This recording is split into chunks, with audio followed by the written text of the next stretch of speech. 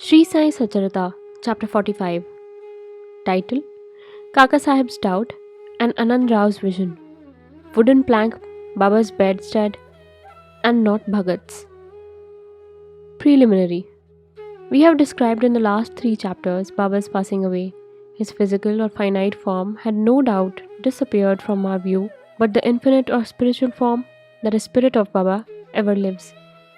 The Leelas which occurred during his lifetime have been dwelt upon at great length up till now. Ever since his passing away, fresh Leelas have taken place and are even now happening. This clearly shows that Baba is ever living and helping his devotees as before. The people who got the contact of Baba when he was living were indeed very fortunate, but if any of them did not get a dispassion for the things and enjoyments of the world, and had not their minds turned to Lord, it was surely their ill luck. What was then wanted, and is now wanted, is the wholehearted devotion to Baba. All our senses, organs, and mind should cooperate in worshipping and serving Baba. It is no use in engaging some organs in the worship and deflecting others. If a thing like worship or meditation is to be done, it ought to be done with all our mind and soul. The love that a chaste woman bears to her husband is sometimes compared to that which a disciple bears to his master, that is Guru. Yet the former falls far short of the latter, which is incomparable. No one, whether he be father, mother, brother, or any other relation, comes to our aid in attaining the goal of life, that is self-realization.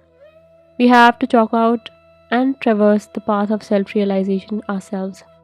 We have to discriminate between the unreal and the real, renounce the things and enjoyments of the world, and the next, control our senses and mind and aspire for liberation only. Instead of depending upon others, we should have full faith in ourselves.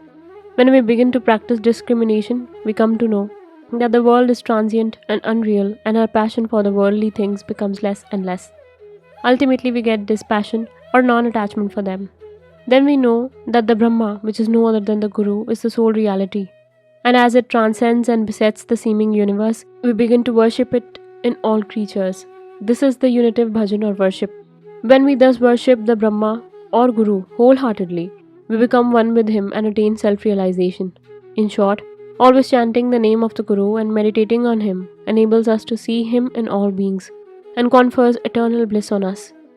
The following story will illustrate this. Kakasaheb's Doubt and Anandrao's Vision. It is well known that Sai Baba had enjoined Kakasaheb Dikshit to read daily 2 works of Sri Eknath, that is Bhagavat and Bhavarth Ramayana. Kakasaheb read these daily while Baba was living, and he followed the practice even after Baba's passing away. Once in Kaka Mahajani's house in Chapati, Bombay, Kakasaheb was reading Eknathi Bhagavat in the morning. Madhavrao Deshpande alias Shama and Kaka Mahajani were then present and listened attentively to the portion read, that is 2nd chapter, 11th skand of the book. They are in the 9 Nathas or Siddhas of the Rishabha family, that is Kavi, Hari, Antariksha, Prabuddha, Pipalayan, Avirotra, Drumil, Chamas, and Karabhajan expounded the principles of the Bhagavad Dharma to King Janak. The latter asked all the 9 Nathas most important questions, and each one of them answered them satisfactorily.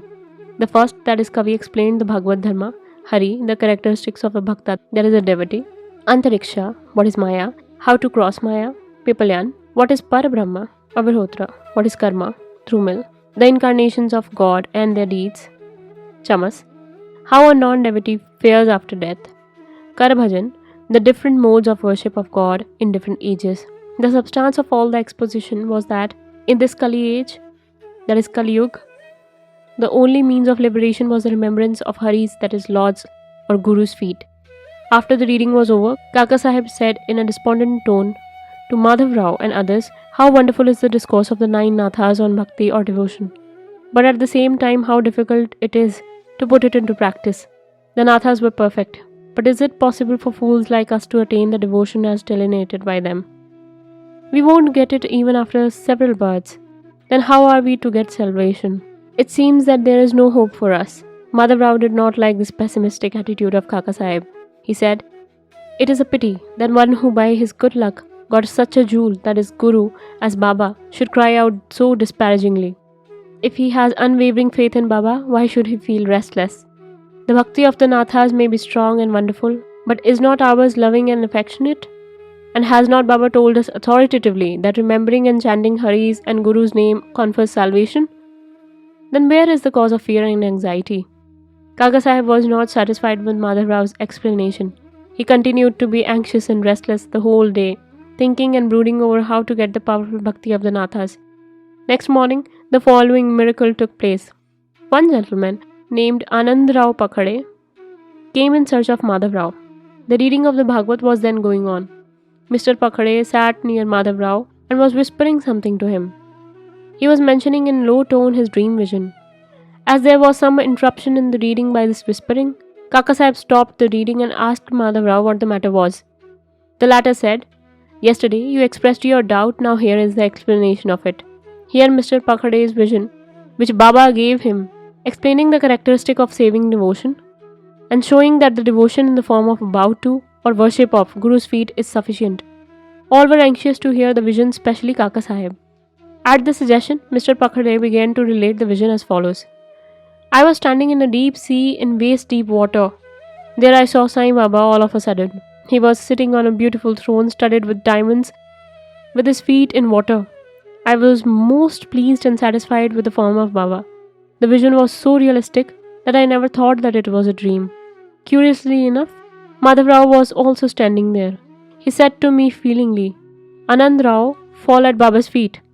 I rejoined, "I also wish to do so, but his feet are in the water. How can I place my head on them? I am helpless." Hearing this, he said to Baba, "O Deva, take out your feet which are under water." Then Baba immediately took out his feet. I caught them without delay and bowed to them.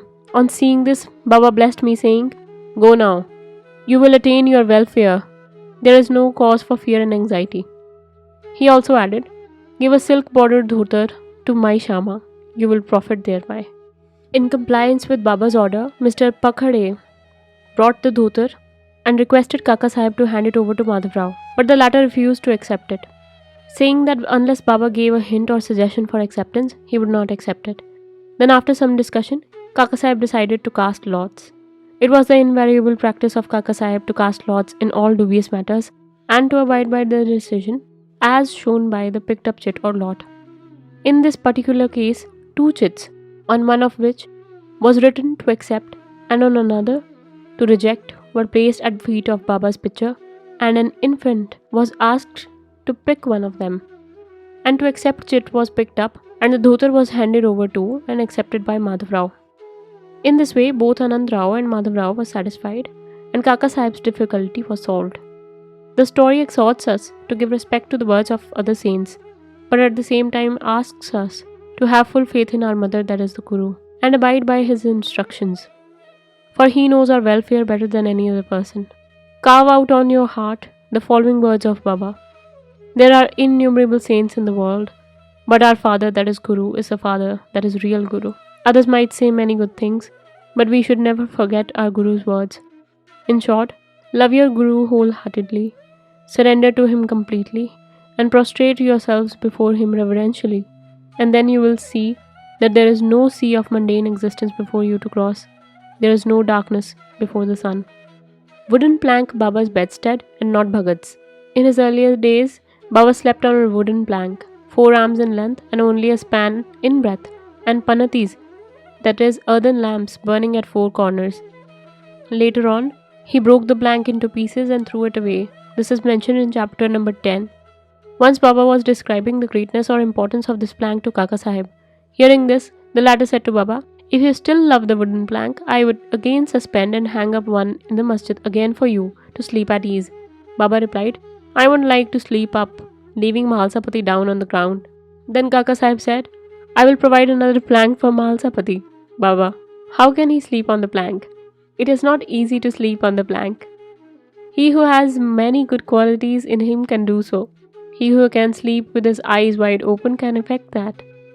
When I go to sleep, I ask often Mahalsapati to sit by my side, place his hand on my heart, and watch the chanting of the Lord's name there. And if he finds me sleepy, wake me up. He can't even do this. He himself gets drowsy and begins to nod his head. When I feel his hand heavy as a stone on my heart and cry out, "O Bhagat," he moves and opens his eyes. How can he who can't sit and sleep well on the ground and whose asan, that is posture, is not steady, and who is a slave to sleep, sleep high up on a plank? On many other occasions, Baba said, out of love for his devotees, what, whether good or bad, is ours, is with us, and what is another's, is with him. Bow to Sri Sai, peace be to all. Om Sai Ram.